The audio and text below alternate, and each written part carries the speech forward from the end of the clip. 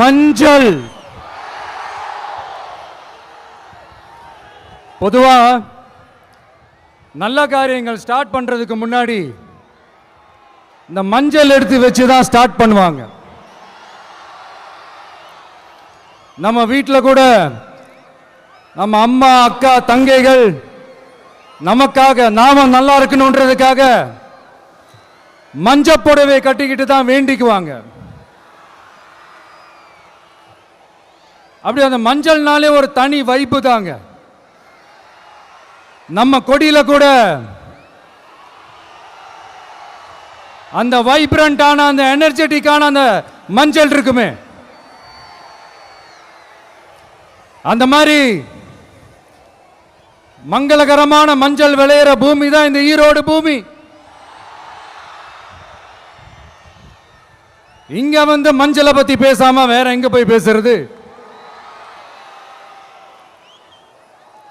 அது மட்டும் இல்ல, இங்க ஒரு மகத்தான ஒரு மனிதரை பத்தி நம்ம பேசியே ஆகணும். இந்த ஈரோடு மண் விவசாயத்துக்கும் பேர் போன மண். இங்க நடக்கிற அந்த விவசாயத்துக்கு மிக முக்கியமான ஒரு கவசமா இருக்கிறது என்ன தெரியுமா? காலிங்கராயன் அணை, காலிங்கராயன் கால்வாய். காலிங்கராயன் அணை கட்டினதுலையும் கால்வாய் வெட்டினதுலையும் உயிரான உணர்வு பூர்வமான நிறைய விஷயங்கள் இருக்குது. அப்படி அந்த ப்ராசஸ்ல அவர் அந்த அணை கட்டும் போதும் கால்வாய் வெட்டும் போதும் ரொம்ப சோர்வடைஞ்சிட்டாராம். அப்ப அவங்க அம்மா அதை பார்த்துட்டு சொன்னாங்களாம், மகனே காளிங்கா, தயிர் வித்த காசு தாழ்வாரம் வரைக்கும் இருக்குது, மோர் வித்த காசு முகுட வரைக்கும் இருக்குது, அதை எடுத்துக்கிட்டு போய் அணைய கட்டியா கால்வாய வெட்டியான்னு சொல்லி தைரியம் கொடுத்தாங்களாம். பெத்த அம்மா கொடுக்கிற அந்த தைரியம் இருக்கு பாருங்க, அதை தாண்டி வேற எதுவுமே கிடையாதுங்க. ஒரு மனுஷனால எதையும் சாதிச்சு காட்ட முடியும். அப்படி ஒரு தைரியத்தை தான் இப்ப நீங்க என்னுடைய அம்மா அக்கா தங்கைகள் நண்பா நண்பிகள் தோழர்கள் எல்லாரும் எனக்கு கொடுத்திருக்கிறீங்க. அதே தைரியத்தை, அதே துணையா என் கூட நிக்கிறீங்க. இதை எப்படி நம்ம பிரிச்சு விடலாம்? இதை எப்படி நம்ம கெடுக்கலாம்? என்னெல்லாம் அவதூறுகள் நம்ம விஜய் மேல சொல்லி மக்களை நம்ப வைக்கலாம்? என்னெல்லாம் சூழ்ச்சிகள் நம்ம விஜய் மேல பண்ணி மக்களை நம்ப வைக்கலாம்? இப்படி சூழ்ச்சிகளை மட்டுமே நம்பி பொழப்ப நடத்துற சில சூழ்ச்சிக்கார கூட்டங்கள் இதை தொடர்ந்து செஞ்சுக்கிட்டு தான் இருக்கு. ஆனா அவங்களுக்கு தெரியாது, இது இன்னைக்கு நேத்து வந்த உறவு இல்ல. கிட்டத்தட்ட 30-33 வருஷத்துக்கு மேல இருக்கிற உறவு. ஏன் நான் சினிமாக்கு வந்தப்போ எனக்கு வயசு 10, அப்பல இருந்தே இந்த உறவு ஸ்டார்ட் ஆகி போயிட்டு இருக்கேன்னு அவங்களுக்கு தெரியாம போச்சு. அதனால என்ன பண்ணாலும், நீங்க என்ன ட்ரை பண்ணாலும், எல்லாத்தையும் விட்டுட்டு மக்களுக்காக வந்திருக்கிற இந்த விஜய மக்கள் ஒரு நாளும் கைவிட மாட்டாங்க. மக்கள் கூடவே நிக்கிறாங்க, கூடவே நிப்பாங்கன்னு அவங்களுக்கு தெரியாம போச்சு. என்னப்பா நிப்பீங்கல்ல? உங்களை நம்பிதாப்பா வந்திருக்கிறேன். அதான் இந்த சத்தம் தாங்க வாழ்நாள் பூரா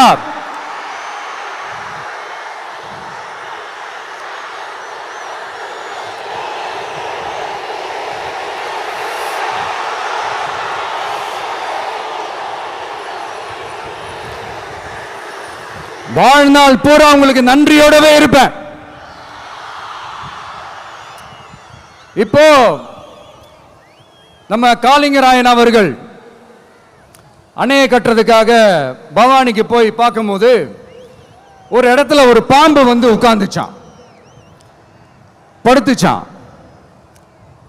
அது படுத்த இடத்துல தான் அவர் அணையை கட்ட ஸ்டார்ட் பண்ணாராம். அப்புறம் அந்த பாம்பு வளைஞ்சி நெளிஞ்சி போற இடத்துலலாம் கால்வாயை வெட்டினார்னு சொல்லி சில வாய்மொழி கதைகள்லாம் சொன்னாங்க. தண்ணியை சேமிச்சு வச்சு குடிக்கிறதுக்கும் விவசாயத்துக்கும். தம்பி கீழே இறங்கு, தம்பி கீழே இறங்குப்பா, ப்ளீஸ் கீழே இறங்குப்பா.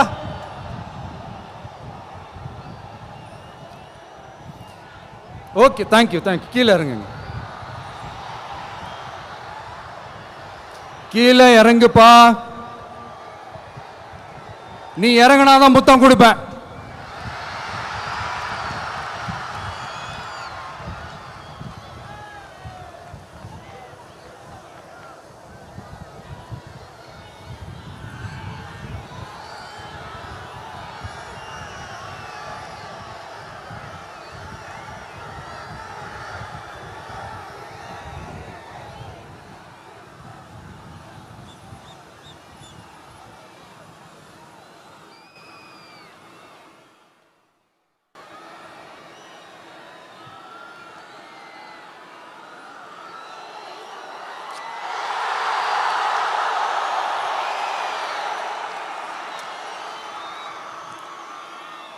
இப்படி தண்ணியை சேமிச்சு வச்சு குடிக்கிறதுக்கும் விவசாயத்துக்கும் வழி வகுக்கிறது எவ்வளவு பெரிய ஒரு நல்ல விஷயம்.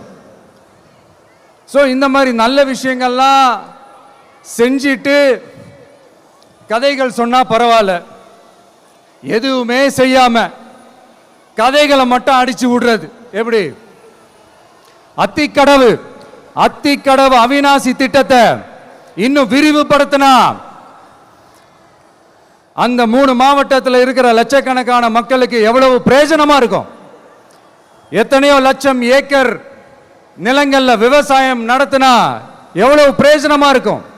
ஏன் அதெல்லாம் பண்ண மாட்டேன்றீங்க? வள்ளுவர் கோட்டத்துக்கு காட்டுற அக்கறைய இங்க மக்கள் வாழ்வாதாரத்தில் கொஞ்சம் காட்டலாம்ல, ஏன் காட்ட மாட்டேன்றீங்க?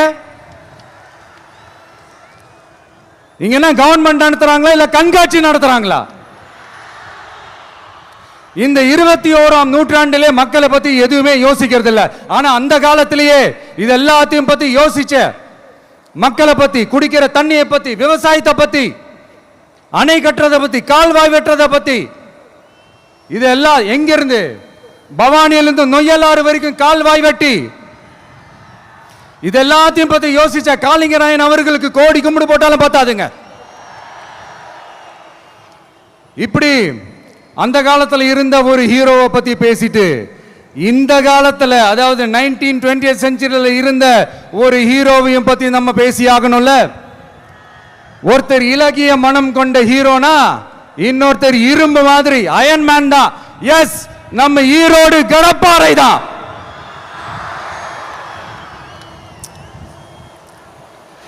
ஒட்டுமொத்த தமிழ்நாட்டையே திருப்பி போட்ட சீர்திருத்த நெம்புகோல் ஈரோடு மாவட்டத்தில் பிறந்த அவர்தான். இந்தியாவுக்கே இடஒதுக்கீடு சம்பந்தமான அரசியல் சட்டத்தை திருத்தறதுக்காக போராட்டம் நடத்தினவர் யாரு? நம்ம தந்தை பெரியாரு. 100 வருஷத்துக்கு முன்னாடியே வகுப்பு வாரி பிரதிநிதித்துவம் வேணும்னு கேட்டவர். அன்னைக்கும் சரி இன்னைக்கும் சரி ஒரு ஆச்சரியத்தோட பார்க்கக்கூடிய ஒரு மனிதர், நம்மளுடைய கொள்கை தலைவர். அப்ப அண்ணாவும் எம்ஜிஆரும் யாரு? பெரியார் அவர்கள் கிட்ட இருந்து எங்களுக்கு தேவையான கொள்கைகளை எடுத்துக்கிட்டோம். அவரை ஃபாலோ பண்ற, அவரை வழிகாட்டி ஏத்துக்கிட்ட அண்ணா அவர்கள் கிட்ட இருந்தோம், எம்ஜிஆர் அவர்கள் கிட்ட இருந்தோம் தேர்தல் அணுகுமுறையை எடுத்துக்கிட்டோம். அண்ணாவும் எம்ஜிஆரும் தமிழ்நாட்டோட சொத்து. அவங்கள பயன்படுத்துறதை பத்தி யாரும் இங்க கம்ப்ளைண்ட்லாம் பண்ண முடியாது. அண்ணா எங்களோடது, எம்ஜிஆர் என்னோடது, எங்களோடது, நீங்களாம் எடுத்துக்க கூடாது அப்படிலாம் யாரும் இங்க அழுதுட்டு இருக்க முடியாது, சொல்லிவிட்டேன். அதனால நாங்க ஒரு வழியில அரசியல் செஞ்சுக்கிட்டு போயிட்டு இருக்கிறோம். உங்களுக்கு தான் டிவிக்கு ஒரு பொருட்டே இல்லைல்ல, அப்புறம் ஏன் கதறீங்க? அப்புறம் ஆளாளுக்கு அங்க போயிட்டு இங்க போயிட்டு புலம்பி தள்ளிக்கிட்டு இருக்கிறீங்க. இது எப்படி இருக்கு தெரியுமா? எனக்கு பயம் இல்ல, எனக்கு பயம் இல்ல. அப்படின்னு சத்தமா சவுண்ட் விட்டுக்கிட்டே சத்தமா பாட்டு பாடிக்கிட்டு இந்த நடுங்கிக்கிட்டே சின்ன பசங்க நடந்து போவாங்க. அந்த மாதிரி இருக்கு. முதல்ல மண்டையில் இருக்கிற கொண்டே மறைங்க சார்.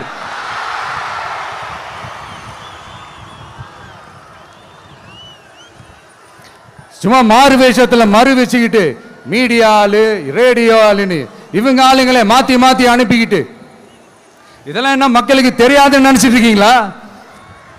மக்கள் எல்லாத்தையும் உன்னிப்பா கவனிச்சிட்டு இருக்காங்க. அதனாலதான் சொல்றேன், உங்களுக்கு நீங்க கொள்ளையடிச்சு வச்சிருக்கிற காசு தான் துணை.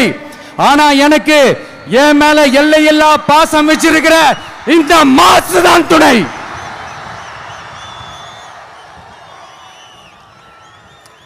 இப்படி நமக்கு துணையா இருக்கிற ஈரோடு மக்களுக்காக நான் இப்போ குரல் கொடுக்கலாம் வந்திருக்கிறேன்.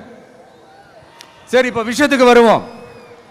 பெரியார் அவர்கள் கிட்ட இருந்த அந்த செல்வாக்கையும் அந்த பதவிகளையும் அந்த பவரையும் வச்சுக்கிட்டு அவர் என்ன சொன்னார் தெரியுமா? இவ்வளவு செல்வாக்கு, இவ்வளவு பதவிகள், இவ்வளவு பவர் இருந்தோம் நான் ஒரு 5 பைசா காசு சம்பாதிச்சிருப்பேனா? எனக்கோ இல்லை என் குடும்பத்துக்கோ பட்டங்கள் வேணும், பதவி வேணும்னு ஏதாவது கேட்டிருப்பேனா? இல்லை ஏதாவது லாபம் பார்த்துருப்பேனா? இல்லை எதுக்காவது ஆசைப்பட்டிருப்பேனா? ஆனா அவர் பேரை சொல்லிக்கிட்டு அவருடைய கொள்கையை ஃபாலோ பண்றதா சொல்லிக்கிட்டு இப்ப ஆட்சியில இருக்கிறவங்க என்னெல்லாம் செய்யறாங்கன்னு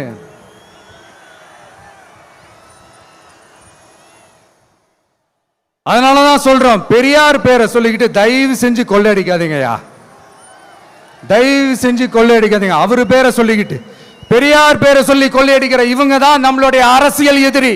மக்களை நீங்க சொல்லுங்க, நம்மளுடைய அரசியல் எதிரி யாரு? நம்மளுடைய கொள்கை எதிரி யாரு? ரிப்பீட், நம்மளுடைய அரசியல் எதிரி யாரு? நம்மளுடைய கொள்கை எதிரி யாரு? உங்களுக்கு புரியுது இல்ல? எனக்கு அது போதும்யா, எனக்கு வேற எதுவுமே தேவையில்லை.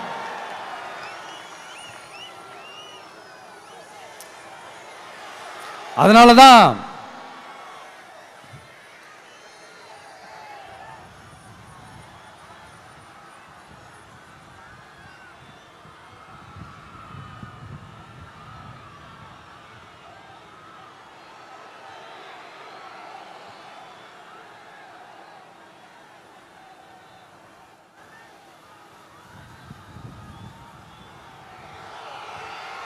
உங்களுக்கு நம்மளை பத்தி நம்ம அரசியலோட நீங்க எல்லாரும் என்னோட அரசியலோட கனெக்டடா இருக்கீங்கன்றது ரொம்ப தெளிவா தெரியுது. அதனால எனக்கு அது போதும். அதனாலதான் எதிரிகள் யாருன்னு சொல்லிட்டு களத்துக்கு வந்திருக்கிறோம். அதனால அவங்கள மட்டும் தான் எதிர்ப்போம். அதுவும் அந்த எதிரிகள் யாரு இப்போ இங்க 2026 சட்டமன்ற தேர்தலில் களத்தில் இருக்கிறாங்களோ அவங்கள மட்டும் தான் எதிர்ப்போம். சும்மா களத்திலே இல்லாதவங்களையும், களத்துக்கும் அவங்களுக்கும் சம்பந்தமே இல்லாதவங்களையும் எதிர்க்கிற ஐடியாலாம் இல்ல பாஸ். நீங்க கேட்கிறீங்கன்றதுக்காகலாம் எதிர்த்துட்டு இருக்க முடியாது பாஸ். எங்களுக்கு நிறைய வேலை இருக்குது.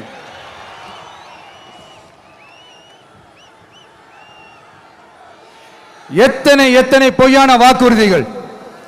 வந்த உடனே நீட்டை ரத்து செய்வோம், கல்வி கடனை ரத்து செய்வோம், கேஸ் சிலிண்டருக்கு மானியமா 100 ரூபாய் தருவோம், என்னெல்லாம் அடிச்சு விட்டுட்டு இன்னி வரைக்கும் கேட்கிறேன், இதெல்லாம் சொன்னாங்களே செஞ்சாங்களா? இவங்க எப்பவுமே இப்படிதான், சொல்றது ஒண்ணு செய்யறது ஒண்ணு. திமுகவும் பிரச்சனைகளும் ஃபெவிகால் போட்டு ஓட்டின ஃப்ரெண்ட்ஸ் மாதிரி ஒன்னிலிருந்து ஒன்னை பிரிக்கவே முடியாது. இப்போ ஈரோடு பகுதியில் இருக்கிற பிரச்சனையை பத்தி பேசுவோம். பெரியார் பேரை மட்டும் சொல்லிக்கிட்டு எப்படி அவரோட கொள்கைகளுக்கு எதிராக செயல்படுறாங்களோ அப்படிதான் இந்த மஞ்சள் நகரத்தோட மஞ்சளுக்கும் ஒண்ணும் பண்ணல, மஞ்சள் விவசாயிகளுக்கும் ஒண்ணும் பண்ணல. ஆராய்ச்சி மையம், சிறப்பு மையம்னு கோடியா டெண்டர் விட்டாங்க, பேருக்கு கட்டிடத்தை கட்டினாங்க. ஆனா உலகமே போட்டி போட்டு வாங்குற மஞ்சளை மதிப்பு கூட்டி விற்பனை செய்ய அதாவது அதோட வேல்யூ இன்க்ரீஸ் பண்ணி நம்ம விவசாயிகளுக்கும் இந்த மாவட்ட மக்களுக்கும் நன்மை செய்ய இதுவரைக்கும் என்ன செஞ்சிருக்காங்கன்னு யோசிச்சு பார்த்தா ஒரு பெரிய ஜீரோ தான். கரும்பு நெல்லுக்கு அரசாங்கம் விலை பிக்ஸ் பண்றாங்க, அதையும் ஒழுங்கா பண்றதில்ல. ஒவ்வொரு முறையும் பிரச்சனை. அங்க நெல் கொள்முதல் செய்யறதுல ஊழல். சரி, நாம கஷ்டப்பட்டு விளைய வச்சது வீணா போக கூடாதுன்னு நினைச்சு நம்ம விவசாயிகள் கேட்கிற லஞ்சத்தை கொடுத்தாலும் அதுக்கப்புறம் கூட அந்த கொள்முதல் ஒழுங்கா நடக்கிறது இல்லை. அதையும் தாண்டி ஏதோ ஒரு விலை விவசாயிகளுக்கு கிடைக்குது. அப்படிலாம் இல்லாம ஒழுங்கா நேர்மையா நம்ம மஞ்சளுக்கும் நியாயமான விலை பிக்ஸ் பண்ணி தரமான விதைகளை கொடுத்தா என்ன குறைஞ்சா போயிடுவாங்க? இதெல்லாம் யோசிக்கிறதுக்கு அவங்களுக்கு நேரமே இல்லை. 24x7 அவங்களோட யோசனை என்ன தெரியுமா? இந்த விஜயை எப்படி முடக்கலாம், தமிழக வெற்றி கழகத்தை எப்படியெல்லாம் முடக்கலாம், அப்படிதான் அவங்களுடைய சிந்தனையே 24x7. எத்தனையோ வருஷத்துக்கு முன்னாடி நம்ம காளிங்கராயர் நதிகளின் இணைப்புக்கு முன்னோடியா இருந்தார். பவானி ஆத்துல அவர் அதிகமான தண்ணீர் அணை கட்டி தேக்கி தண்ணீர் வறட்சியான பகுதிகளுக்கு அனுப்பினார். ஆனா இன்னைக்கு இவ்வளவு நவீன வசதிகள் இருந்தோம், இவ்வளவு சயின்ஸ் வளர்ச்சிகள் இருந்தோம், இவ்வளவு டெக்னாலஜி வளர்ச்சிகள் இருந்தோம், அவங்க வாக்குறுதியில் ஒன்று கொடுத்தாங்கல்ல, பவானி நொய்யலாறு அமராவதி 6 இணைப்பு திட்டத்துக்கு ஒரு துரும்ப கூட கிள்ளி போடல. வாக்குறுதி நம்பர் 103 சொன்னாங்களே, செஞ்சாங்களா? சரி, இதாவது ஒரு பெரிய ப்ராஜெக்ட் வைங்க. ஆறுகளை சுத்தப்படுத்த பல ஆயிரம் கோடி நிதி ஒதுக்குவோம், தமிழ்நாட்டில் உள்ள ஆறுகளை சுத்தப்படுத்துவோம்னு சொன்னாங்களே, செஞ்சாங்களா? ஆனா ஆத்து மணலை கொள்ளையடிக்கிறதுல மட்டும் வேலையை கரெக்டா செய்வாங்க. இதை நான் ஏன் திரும்ப திரும்ப சொல்றேன்னா, மக்களே நீங்க புரிஞ்சுக்கணும். கொஞ்சம் மசந்தா மற்ற மாவட்டங்கள்ல மணல் காணாம போன மாதிரி, மலைகள் காணாம போன மாதிரி, நம்ம மாவட்டத்தில் தனி வளத்தை கொடுத்த செம்மண்ணும் காணாம போறதுக்கு வாய்ப்பு இருக்கு மக்களே. நம்ம மண்ணுக்கும் நம்ம ஆத்துக்கும் நம்ம விவசாயிக்கும் தான் இந்த மோசமான நிலைமை. அதனால ஏதாவது தொழில் செஞ்சு பிழைக்கலாம்னு பார்த்தா அதுக்கும் எங்க விடுறாங்க? தொழில்னு பார்த்தா 30% நெசவாளர்களுக்கு கூலி பாக்கி. அரசாங்கம் நம்ம நெசவாளர்கள் கிட்ட இருந்து கொள்முதல் செய்த வேட்டி சேலைக்கான கூலியை கூட போராடித்தான் வாங்க வேண்டியதா இருக்குது. அது சலுகையோ உதவியோ நலத்திட்டமோ கிடைக்காது. நம்ம உழைப்புக்கான ஊதியம், நம்மளோட உரிமை, அதுக்கே போராட வேண்டிய நிலையில தான் இந்த அரசாங்கம் நம்மளை வச்சிருக்கு. நல்லா பார்த்துக்கங்க மக்களே, உரிமைக்கு குரல் கொடுத்தவங்க தான் இவங்க. சிறு குறு தொழில்கள் பீக் ஹவர்ஸ் சார்ஜ்னு கரண்ட்டுக்கு அநியாய விலை வச்சு அதையும் செய்ய விடாம நம்மளை முடக்கிடுறாங்க. அந்த பீக் ஹவர்ஸ் சார்ஜ் கொள்ளையால எத்தனை வருஷமா எவ்வளவு பேர் பாதிக்கப்படுறோம், எவ்வளவு தொழில்கள் பாதிக்கப்படுது. நாமளும் கத்துறோம், போராடுறோம், கோரிக்கை வைக்கிறோம். எதையாவது இவங்க கண்டுக்கிறாங்களா? கொஞ்சம் யோசிங்க. ஏன் கண்டுக்க மாட்டேன்றாங்கன்னு கொஞ்சம் யோசிங்க. அப்பதாங்க பிரைவேட்ல அதிக விலைக்கு கரண்ட் வாங்க முடியும், அதுக்கு டெண்டர் விட முடியும். அப்படி டெண்டர் விட்ட மேட்டர்ல எல்லாம் என்ன நடக்கும்னு உங்களுக்கும் தெரியும், எனக்கும் தெரியும், நம்ம எல்லாருக்குமே தெரியும். இந்த மாதிரி ஈரோடுல மட்டும் இல்ல, எந்த மாவட்டத்துக்கு போனாலும் பிரச்சனைகள் மேல பிரச்சனைகள் தான்.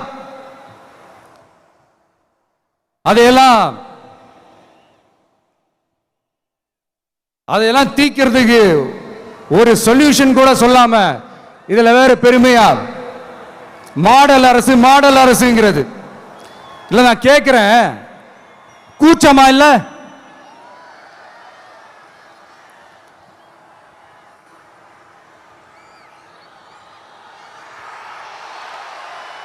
இதெல்லாம் கேட்டா அப்படியே நம்ம பக்கம் யூட்டர்ன் அடிச்சு வந்துருவாங்க. விஜய் என்ன அரசியல பேச மாட்டேன்றாரு, விஜய் என்ன சினிமா டயலாக் மாதிரி பேசுறாரு, விஜய் என்ன பஞ்ச் டயலாக் பேசுறாரு, விஜய் என்ன 10 நிமிஷம் தான் பேசுறாரு, 9 நிமிஷம் தான் பேசுறாரு. நான் எத்தனை நிமிஷம் பேசினா உங்களுக்கு என்ன சார்? நான் எப்படி பேசினா உங்களுக்கு என்ன சார்? உள்ள விஷயம் என்னன்னு பாருங்க சார். ஒவ்வொரு மாவட்டத்துக்கும் போய் மக்கள் ஃபேஸ் பண்ற பிரச்சனைகளை எடுத்து பேசிட்டு இருக்கிறேன். பின்ன அது அரசியல் இல்லாம வேற எதுதான் அரசியல்? உங்களை மாதிரி தனிப்பட்ட முறையில் தரக்குறைவா அசிங்க அசிங்கமா பேசுறதுதான் அரசியல்னா அந்த அரசியல் நமக்கு வராது. வராதுன்னா நல்லாவே வரும். உங்களை விட எனக்கு அது நல்லாவே வரும். வேணான்னு விட்டு வச்சிருக்கிறோம். அப்புறம் உங்களுக்கு நமக்கு என்ன வித்தியாசம்? காஞ்சிபுரத்தில் நாம பேசும்போது இந்த மாதிரி உங்களால் அமைக்கப்பட போற ஆட்சியில் நம்ம ஆட்சிக்கு வந்த உடனே என்னெல்லாம் செய்ய போறோன்றது சிலது சொன்னோம். அதையெல்லாம் தப்பா புரிஞ்சுக்கிட்டு இப்போ சொல்றேன், விளக்கமா சொல்றேன். நான் சலுகைகளுக்கு எதிரானவன் கிடையாது. மக்களுக்கான சலுகைகளை இலவசம்னு சொல்லி அசிங்கப்படுத்துறதுல எனக்கு உடன்பாடு கிடையாது. மக்கள் காசுல மக்களுக்கு செய்யறதை எப்படி இலவசம்னு சொல்லுவீங்க? அப்படியே செஞ்சிட்டாலும் ஓசில போறேன்னு சொல்லி அசிங்கப்படுத்துறீங்க. என்ன கேட்கறதுக்கு ஆள் இல்லைன்னு நினைச்சீங்களா? மக்களுக்கு ஒண்ணுன்னா இந்த விஜய் வந்து நிப்பா, இந்த விஜய் வந்து கேள்வி கேட்பா. இந்த விஜய் எப்பவுமே மக்கள் பக்கம் தான். அதே மாதிரி மக்களும் என் பக்கம் தான். என் மக்கள் மானத்தோட மரியாதையோட கௌரவத்தோட வாழணும். என் மக்கள் யாருக்கும் கீழே கிடையாது. அப்படி அவங்க கௌரவத்தோட வாழணும்னா அவங்களுக்கான வாழ்க்கை தரம் உயரணும். வாழ்க்கை தரம் உயரணும்னா அவங்களோட வாழ்வாதாரம் உயரணும். வாழ்வாதாரம் உயர்ந்தாதான் பொருளாதாரம் உயரும். பொருளாதாரம் உயர்ந்தாதான் வசதி வாய்ப்புகள் உயரும். இதெல்லாம் உயர்ந்தாலே ஆட்டோமேட்டிக்கா அவங்களோட வாழ்க்கை தரம், அவங்களுக்கான மரியாதை, அவங்களுக்கான கௌரவம் எல்லாமே உயரும். இதுக்கான வழிகள், அந்த சூழல்களை அந்த கவர்மெண்ட் அமைச்சு கொடுக்கணும். இதுக்கான அந்த திட்டங்களை செயல்படுத்தணும். இதெல்லாம் செஞ்சாதான் இந்த அரசாங்கம் ஒரு நல்ல அரசாங்கம். இதைத்தான் சொன்னோம்.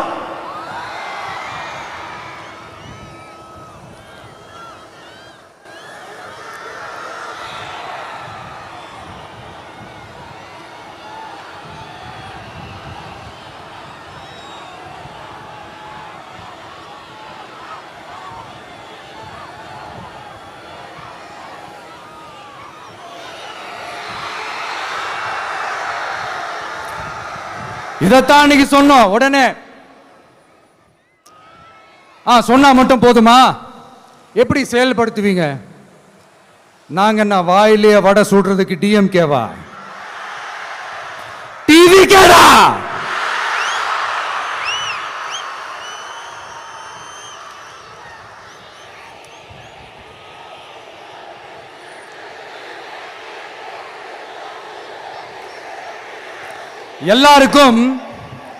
எல்லாருக்கும் நிரந்தரமான ஒரு வீடு இருக்கணும்னு சொன்னோம். உடனே எங்க ஆட்சியிலே நாங்க எல்லாரும் வீடு கட்டி கொடுத்துட்டோமே அப்படிங்கிறது இல்ல. நான் கேட்கிறேன், இங்க உங்களை தான் கேட்கிறேன், இங்க வாடகைக்கு இருக்கிறவங்களே இங்க யாரும் இல்லையா? எல்லாருக்கும் சொந்தமா வீடு கட்டி கொடுத்துட்டாங்களா? அடுத்து வீட்டில் இருக்கிற ஒவ்வொருத்தரும் மினிமம் டிகிரி படிச்சிருக்கணும் அப்படின்னு சொன்னோம். உடனே எங்க ஆட்சியிலே எல்லாரும் டிகிரி படிச்சு முடிச்சிட்டாங்களே அப்படிங்கிற மாதிரி சொல்றது அது உண்மைனா? ஸ்கூல் லெவல்லையே டிராப் அவுட்ஸ் அதிகமானது யாரோட ஆட்சியிலங்க?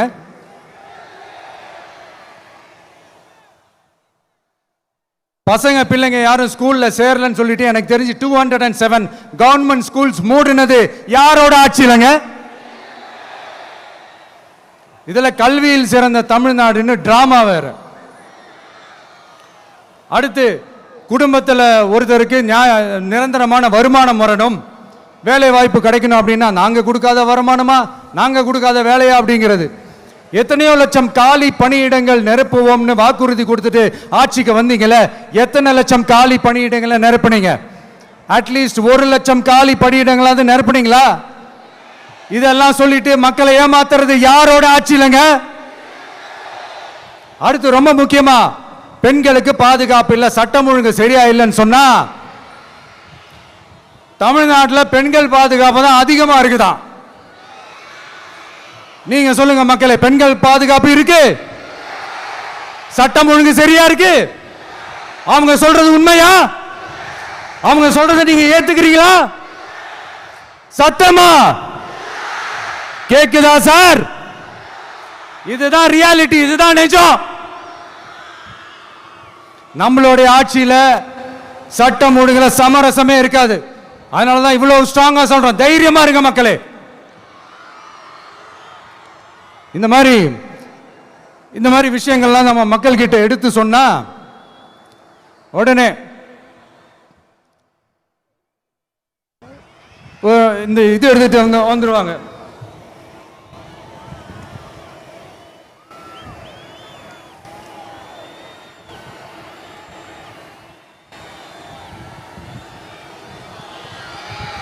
இந்த மாதிரி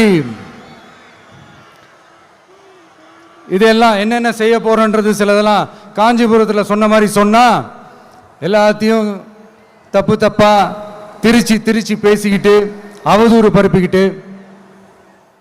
நான் கூட யோசிப்பேன், எம்ஜிஆர் அவர்களும் மேடம் ஜெயலலிதா மேடம் அவங்களும் ஒரே வார்த்தையில சொல்லி இந்த திமுகவை காலி பண்ணாங்கல்ல. நான் கூட யோசிப்பேன், ஏன் இவ்வளவு ஹார்ஷா பேசுறாங்க, ஏன் இவ்வளவு ஹார்ஷா அவங்கள திட்டுறாங்கன்னு யோசிச்சது உண்டு. இப்பதானே புரியுது. அவங்க ரெண்டு பேரும் சொன்னதை இப்ப நானும் ரிப்பீட் பண்றேன். திமுக ஒரு தீய சக்தி, திமுக ஒரு தீய சக்தி, திமுக ஒரு தீய சக்தி, திமுக ஒரு தீய சக்தி, தீய சக்தி, தீய சக்தி, தீய சக்தி. என் நெஞ்சில் குடியிருக்கும் ஈரோடு மக்களே,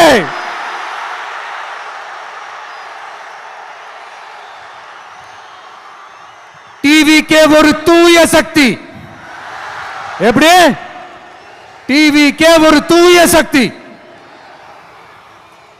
தூய சக்தி டிவிகேவுக்கும் தீய சக்தி டிஎம்கேவுக்கும் தான் போட்டியே.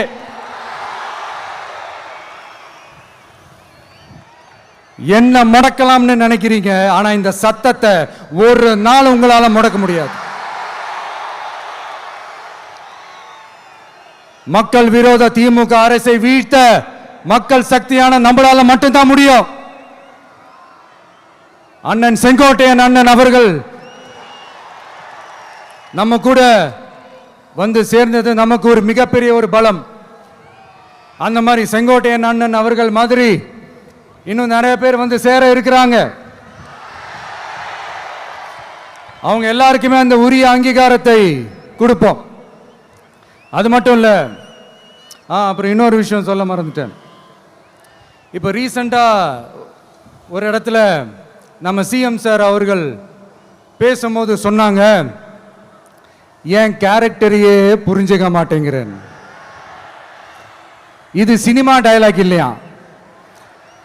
நான் ஏதாவது பேசினா சினிமா டயலாகா? சார் பேசினா அது சினிமா டயலாக் இல்லையா? சிலப்பதிகாரத்திலிருந்து எடுத்ததா அந்த லைன். என் கேரக்டரையே புரிஞ்சிக்க மாட்டேன்றது. உங்களை எப்படி தான் சார் புரிஞ்சுக்கிறது? எந்தெந்த விஷயத்துலலாம் சார் உங்க கேரக்டர் நாங்கள் புரிஞ்சுக்கிறது? அதையும் நீங்களே சொல்லிட்டீங்கன்னா கொஞ்சம் நல்லா இருக்கும் சார். சட்டம் ஒழுங்குல நாடே சந்தி சிரிக்குது, அதுலையா? பெண்கள் பாதுகாப்புல நாடே சந்தி சிரிக்குது, அதுலையா? பொய் வாக்குறுதிகளா கொடுத்து ஏமாத்தி ஆட்சிக்கு வந்தீங்களே, அதுலையா? எதுல தான் சார் உங்க கேரக்டர் நாங்க புரிஞ்சுக்கிறது? ஆனா ஒண்ணு, தமிழ்நாட்டில் ஆட்சி செய்யற நீங்களும் சரி, ஒன்றியத்தில் ஆட்சி செய்யறவங்களும் சரி, நீங்க ரெண்டு பேரும் முதல்ல என்னோட கேரக்டரை புரிஞ்சுக்கணும் சார். என்னோட கேரக்டர்னு சொன்னது நம்ம மக்களோட கேரக்டரை. 2026 சட்டமன்ற தேர்தலோட அந்த கேரக்டரே கொஞ்சம் வேற மாதிரி சார். அதை கொஞ்சம் தயவு செஞ்சு நீங்க புரிஞ்சுக்கணும் சார். புரிஞ்சுக்கலன்னா மக்களே உங்களுக்கு புரிய வைப்பாங்க சார். கான்பிடென்டா இருங்க சார், நல்லதே நடக்கும் சார். வெற்றி நிச்சயம் சார். மீண்டும் சந்திக்கும் வரை நன்றி, வணக்கங்க சார். நண்பா, நண்பிகள், இங்கே வந்து எல்லாம் வந்து பார்த்தோம், எல்லாம் நல்லபடியாக நடந்தது. சேஃபாக வந்துட்டு சேஃபாக வீட்டுக்கு போயிடுங்க. எனக்கு எல்லாத்தையும் விட நீங்கள் தான் எனக்கு முக்கியம். தயவு செஞ்சு சேஃப்டியாக போயிட்டு வாங்க. ஒரு ஈரோடு செல்ஃபி ஒன்று எடுப்போமா?